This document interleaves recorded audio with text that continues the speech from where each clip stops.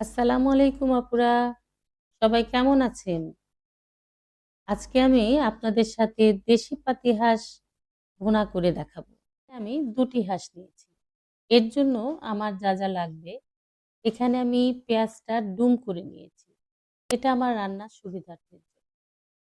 কিছু কাঁচামরিচ নিয়েছি, ২ চামচ আদা বাটা, ৪ চামচ লাল মরিচ গুঁড়ো, ৩ চামচ ধনিয়া জিরা গুঁড়া, কিছু গরম মসলা, কিছু তেজপাতা আমি এখানে ব্যবহার করছি।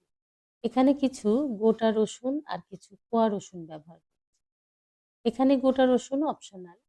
আপনারা চাইলে এখানে স্কিপ করতে পারেন। যেহেতু আমার বাসার সবাই আসলে গোটা রসুন পছন্দ করে, এজন্য আমি এটা নিয়েছি। আর এটা হার্টের জন্যও অনেক ভালো। এজন্য আমি গোটা রসুনটা দিয়েছি। আমি এখানে রান্নাতে সরিষার তেল আর অলিভ অয়েল ব্যবহার করছি। অলিভ অয়েলটা আসলে একটু এক্সপেন্সিভ, কিন্তু আমার সাহেব অসুস্থ, যার কারণে আমি অলিভ অয়েল তেলটাই বাসায় ব্যবহার করি সবসময়। সরিষ সবগুলো উপকরণ একসঙ্গে দিয়ে হাত দিয়ে ভালো করে কষিয়ে নিতে হবে। এটা যেন প্রতিটা মাংসের সঙ্গে সুন্দরভাবে মিশে যায়। যেন দেখে মনে হয় যে এখনই আমি মাংসটি খেয়ে ফেলবো। এমনভাবে কিন্তু মেশাতে হবে।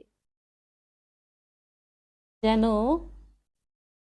আপনারা এটা খেয়াল করবেন যেন প্রতিটা মাংসের গায়ে সমস্ত মসলাগুলো লেগে যায়। এই সবগুলো উপকরণের সাথে সামান্য একটু পানি দিয়ে ভালো করে কষানোর পর আমি যে গোটা রসুনের কথা বলেছিলাম সেগুলো আমি এখন দিয়ে দিব। গোটা রসুন দেওয়ার পরে আমি ঢাকনাটা দিয়ে ঢেকে এটা রান্না করব। কষানোর পরে আমি এখানে কিছু আলু ব্যবহার করেছি। এটাও অপশনাল। আসলে হাঁসের মাংসে সবাই আলু পছন্দ করে না। ভুনাতে সবাই খালি খেতে চায়। কিন্তু আমার সাহেব আলুটা ভীষণ পছন্দ করে। তাই আমি এখানে আলুটা ব্যবহার করেছি। এরপরে আমি যা করব, এখানে আসলে টেস্ট বাড়ানোর জন্য এবং হাঁস ভুনাতে এটা আমার মনে হয় দিলে অনেক ভালো লাগে। আর আমি এটা সবসময় রান্নার জন্য ব্যবহার করি। এখানে আমি সর্বশেষে নিয়েছি 1/2 চামচ চিনি, ২ চামচ চিলি ফ্লেক্স, ১ চামচ ঘি, ১ চামচ জিরের গুঁড়ো আর ১ ফালি লেবু ব্যবহার করছি।